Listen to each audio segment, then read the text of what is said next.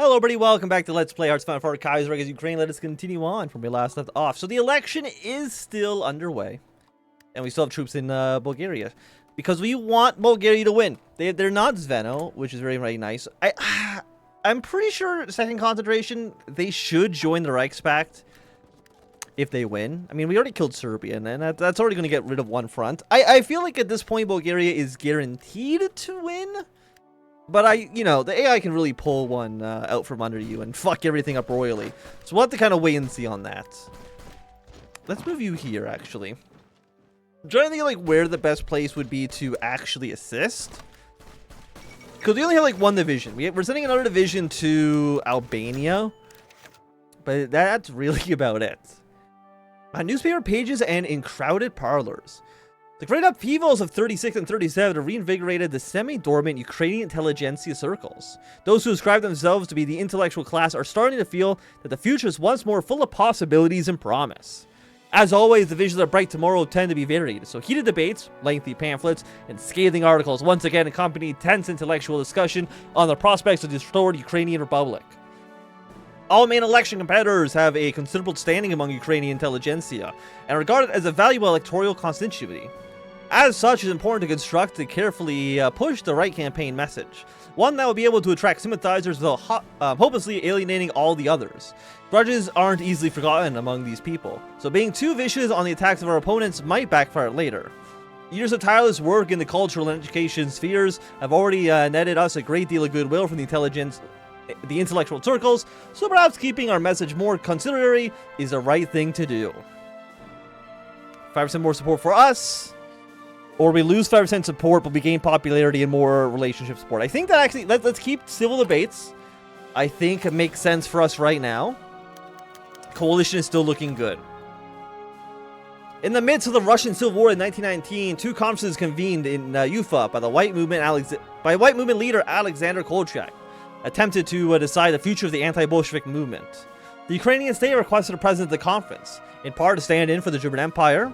And at the end of the conference, the Ukrainian delegation led by Foreign Minister Dmytro Doroshenko came to the agreement with the leaders of the White Movement, which included an informal recognition of the independence of Germany's eastern allies, as well as the continued material support from the German Empire through Ukraine and the Baltics to the southern and northwestern armies. A year later, the Russian government formally recognized the Ukrainian state for the first time since the signing of the Treaty of Brest-Litov. With German hegemony in Europe secured and Russia severely weakened, many thought that this would be an everlasting peace. Ukrainians on the left and the right saw the possible new area of Russian-Ukrainian relations, not a relationship based on an imperial state to subject, but on a mutual cooperation between equal states. The recent formation of the Moscow Accord only seems to prove the world has been potentially more tense after Black Monday, and it is once hoped for potential cooperation is becoming more and more of that of a fantasy. Some expressed surprise, given the period of economic stagnation and foreign policy failures that the Russian state experienced in the recent decades. Others have pointed out that since the independence of Ukraine, the defense capability has stagnated, relying on its alliance with Germany to deter any potential aggressors. An act no longer feasible as the German order seemingly continues to crumble. So we'll get 5% more support, which is good, and we are still on limited conscription, so it's good we didn't actually back off of that. Russia should soon invade Central Asia. I don't know when that's going to be, but it should be sooner rather than later. And one nice thing about that, I mean, it's an inevitability, but one nice thing is that it's going to cause all Russian volunteers in the Baltics to go back to Russia. Norway's joined a Moscow Accord. I don't see this very often. Like, I genuinely, I did not know Norway could even join up with Russia. That's interesting. That's very interesting. And actually, kind of makes me want to do a campaign centered around that. Because I didn't even know they could do it. It's just so rare. Okay, let's put you on the border here. You can be the Blue Army. Okay. Construction, crisis on the Danube. Hopefully, Austria doesn't completely shit the bed. Like, that'd be nice for us. Do we need all of these? We do. Okay, let's get all of them finished. The thing is, I want to also support the Austrians against Hungary. I want Austria to win the war as quickly as possible. Because do we know what they've done? Actually, I guess you don't get to know until after the war. A rejuvenated political climate. Ever since the end of Solchek's near 2-decade-long rule, the political climate in Crimea has begun moving in a similar tandem to that on the mainland. The conservative bloc in the regional diet has gone the way of the hetman, while the liberal and newly legalized socialist forces have begun competing for the place of leftify the former. Further complicating matters is the activity of the Crimean Tatar national groups and various other minority alliances. But as election season winds up, so does the campaigning. On one hand, there is Mila Frika, the premier Crimean Tatar national force, representing Crimean Tatars of a non-Russian extraction, which makes up the vast majority of said people. Ideologically, Milia Firka is very diverse, ranging from moderate liberalism to revolutionary socialism, and the strength of each faction is determined by the circumstances in Kiev. There's also the mainstream political parties, the Crimean Radical Democratic Party, the Korean Social Democratic Workers' Party, and the Crimean Social Revolutionary Party. Although officially these parties are nationally blind, in practice they can be seen as a representation of the interests of ethnic Russians and Russophones, Russified Ukrainians, Jews, and Tartars, among others, on the peninsula. Ideologically, they share the tenets of their mainland namesakes, and although their names are shared, the Crimean parties themselves are independent, tied to their northern associates through political unions. Finally, there's a block of national minorities, which represent other peoples living on the peninsula, non-Russified Ukrainians, Jews, and Armenians, among others, focusing on cultural questions exclusively. The bloc is able and willing to find allies of whichever ideological circles possible. Oh, we are at 79. I probably should... Oh, I mean, we also need to get some land reform stuff done, too. So, you know, let's save up to 85. I don't know if it matters exactly. I think these all do the exact same thing. So we'll take them one at a time. What about some agriculture mechanization? That sounds fun. Who doesn't love some good old mechanization? Also, the election is in 2 months from now. Among the various constituencies courted by the competing parties, one stands out in particular. Those servicemen who willingly raise weapons against the criminal regime. Their deeds and sacrifices help bring down the hetman's tyranny. Their stories will become part of the foundational mythos of the new republic, and their political allegiances might influence the course of the country in the future. They constitute a social group whose importance, despite relatively low numbers, is recognized by all main political competitors. So among these men, turn to the rebellion only cause after the URDP declared its total opposition to support against its government. Additionally, party members played an important role in establishing links between the exiles and those in the military sympathetic to them. On the other hand, electoral performance relies, in no small part, on recognizable personalities. And in this regard, the URDP lacks people able to properly compete with the likes of Simon Peturia or Yuri Tuchinyuk. As such, some suggest shifting our focus on the other side. Those who stood aside or who happened to be on the side of the hetman. Many of them are demoralized and confused. Offering them a prospect of reliable governance and of a stable future might just be enough to earn their favor. After all, the defeated deserve mercy too. So, 40 political power, or you lose political power gets more... I mean, the thing is, we don't need more support. Give me the 40 political power. Let's split up larger states first, because it's the first one on the list. And I mean, everything still seems to be going pretty well for us. Okay, let's see if we can push our way into this cavalry division. If we have 2 infantry divisions, that is going to doubles our numbers, right? 37 Dutch elections. Move you over here to support as well. Local election results. Sudden Borelbish surge. In local elections across the countryside, the Borelbish have gained a sudden surge in popularity. They have garnered great percentages of vote despite never having strong enough to form a plurality. Recognizing this, they've attempted to form local coalitions with the USDRP, but especially the RRB and the UPSR, in their attempts to gain political influence in the countryside. On some occasions, these coalitions have been refused by the latter parties, attempting to isolate Borelbish influence, while some have suggested that a coalition with the Borelbish would make it easier to control them. The UPSR, however, may make their popularity dwindle should they form a coalition with radicals, who openly refuse to participate in general elections. So they want to... USDRP... They want to, like... I think we just isolate them. I think that makes more sense. I don't see why we would have any kind of... Why we work at all with the Borelbish. Okay, so yeah, Russia's now going to be at war in Central Asia. That's going to get all Russian troops out of the Balkans, which is good for me. The original Sierplata Spilka was an organization dedicated to give peasantry a proper representation, as well as with educational, cultural, and judicial matters. It could be described as a form of peasant union, similar to syndicalist in principle, but without urbanism and veneration for revolutionary violence. The motto could be restored as a way to organize the peasantry, and perhaps spread UPSR's collectivist principles among the peasantry while helping them build in their issues. Spilka is potentially be formidable in getting votes from the RDS, and will certainly be difficult to contend with them on the land issues.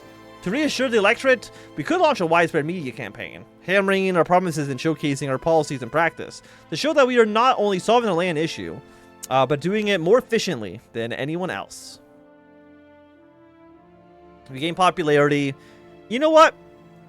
Let's not get ahead of ourselves. We are still more than okay in our leading role. Let's slowly push our way towards Bucharest.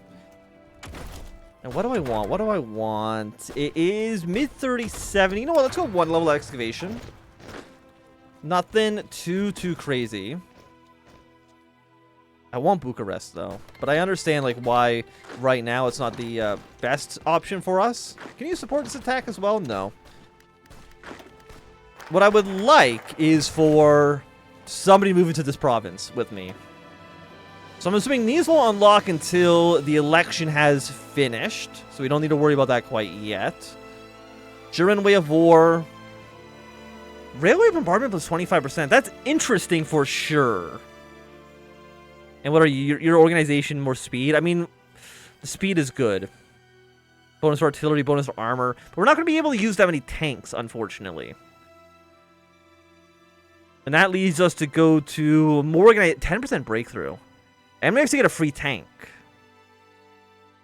But you give me 2 free railway guns. Holy.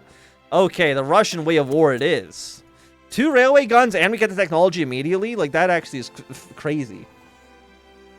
Mostly because I always forget to even get it. It's restoration of the Jewish National Council. With the recent advent of the Republican Revolution, Ukrainian minority populations have also begun asserting their place in a new political reality. For Ukrainian Jews, this means restoration of the Jewish National Council, a representative advisory body for any Jewish political activity in the Ukrainian People's Republic. While the Jewish National Council was disbarred in the early days of the Hetmanate, the Stropensky regime did not abolish all said adversity institutions, and the Jewish National Council was de facto replaced by the Jewish National Assembly. Still, the centralized nature of the Hetmanate state, as well as the ban on all socialist forces, meant that the Jewish National Assembly was quite limited in its reach, mostly dominated by liberal forces of the Jewish People's Party, as well as those who found their place in the Ukrainian Radical Democratic Party, chiefly one of the nation's top diplomats, Arnold Merkolin.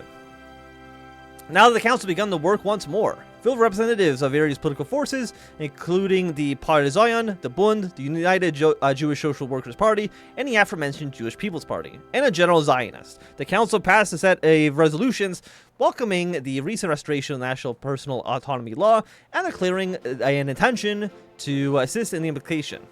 A partial controversy ensued over the distribution of seats within the council, as well as the participation of explicitly revolutionary socialist forces, was quickly diffused. After some deliberation, Solomon Goldman of Pylo Zion was elected as its head, with Wolf Latsky as its vice. The chairman met Goldman to congratulate him on his victory. So more support for us, excellent. Will not say no to that one. Looks like we do have some. Okay, Estonians join the Reichspakt. Good. Will Latvia fall suit? I don't know, unfortunately. Can we take Bucharest? If we can take Bucharest and then take Prosti, basically all of these Romanian troops will not have any support whatsoever. So I think we should at least try it. See maybe where we can get in. Actually, let's even move back here a quick second. Because if we can get you out, that is going to free up a lot of positions for our allies here. Venetian Revolt. Okay, they're trying to push their way into us, which I'm very rude, I will say. By the way, how have you not taken... How have you let them push this close to Sofia? I don't understand this. Okay, war is going on in... Do you really push me back, you assholes? Okay. Let's see, we'll keep you here. We'll keep you here. So Venice is at war. Washington's fallen. Again, that's kind of to be... It's not surprising. Is there anything we can actually buy as well? Can I buy any tanks? We can buy some rifles. I will not say no. We could buy some support equipment as well. But I don't have any Do I really have no factories? Yeah, special product. I guess we're still at 50%, huh? Holy. Okay, Japan's mobilizing. I could not give less of a shit. Speculation with subsidies. After opening easy credits for small landowners to buy agricultural equipment, some more well-off farmers have taken a chance to use these loans to invest in profitable industries. Technically, this is abusing a loan policy and taking funds from people who actually need them, but it's also rather beneficial to our domestic industry. Obey the laws. Ooh, the industrial. I mean, the thing is, we're already like ahead on our industrial score, right? We're at 3 versus 13. You'll be finished. I was going to get us to +5. You'll finish. You're going to get us to +10. That's going to be up to 13 versus 18. You know what? Give me the industrial score. We'll look the other way, okay? We don't need to get too ahead of ourselves. I hate that there's a river here. If anybody can go back in time and remove this river so I can attack Romania a little bit easier, I would be appreciative. Okay, front run. Hey! Civilian factory, let's go. Let's go for an arms industry next. And how are you guys doing?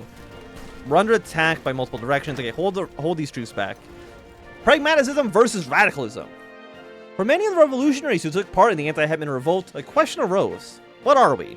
For some, the answer could be found in the RDS, who fought against the Hetman tyrannical government, were fighting for socialism, radical redistribution of land, and uncompromising action. For others, the answer could be found in the URDP and the USDRP. Those who sought to overthrow the Hetman's government because of the Hetman who refused to compromise and was marred with inefficiencies. The question has become a primary issue in the election. For us, however, the socialists may portray themselves. The anti-Hetman revolt was a peasant uprising for those who wanted peace, land, and democracy. The people who never loved the Hetman's tyranny, but they also didn't want to replace with communist tyranny. Still, we may be at risk of sounding too moderate and not properly capitalizing on the new political environment of the People's Republic. Something the socialist parties are sure to take advantage of. Political power -13. Give me the political power. Give me the stability. We are still A-okay. We have 19 days to the election. What else do we have? Railroads, industry, political power gain for construction. The thing is, construction speed fucking sucks. It's so bad. Let's build a railway for right now. We'll need to do it anyway, so might as well get it done at this moment. I think you might get another encirclement here, maybe? Maybe you take this province, you get a little encirclement. Okay, let's try to push in here again. Okay, they've broken out the encirclement, unfortunately. But things are still looking, I would say, fairly well for us in Bulgaria.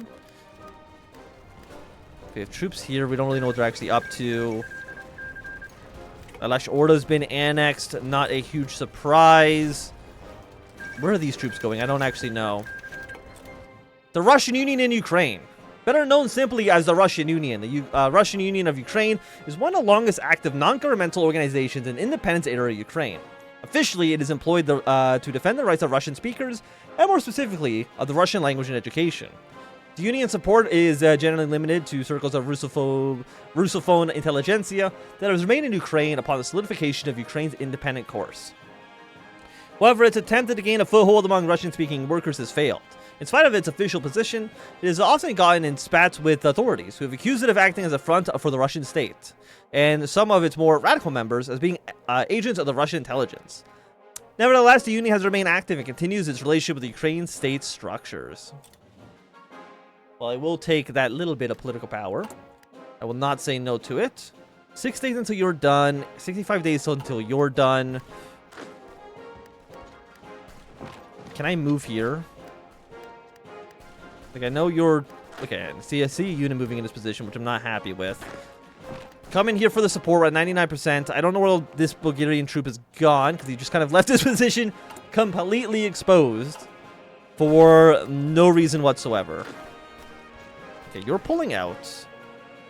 Don't lose Varna. Okay? Okay, so we have reinforcements coming down here. Good. 63.55, the Russian way of war. Of course, we're going to go for the 2 free railway guns and the free technology. Like, how expensive is that? Like, it is... Support company. Well, okay, it saves us 200 days on research, but then also saves us the factories actually build them. Like, it's good. It's good. I'm happy with it. And we get the upgraded trains as well, which also does not hurt. We're actually not even building trains at all. Let's at least get them in the pipeline. Even if we're not building them quite yet. But I will say there's going to be a good time for us to end this episode. So if you enjoyed, thumbs up. Not enjoying, click thumbs down. You want to see more, subscribe. And goodbye.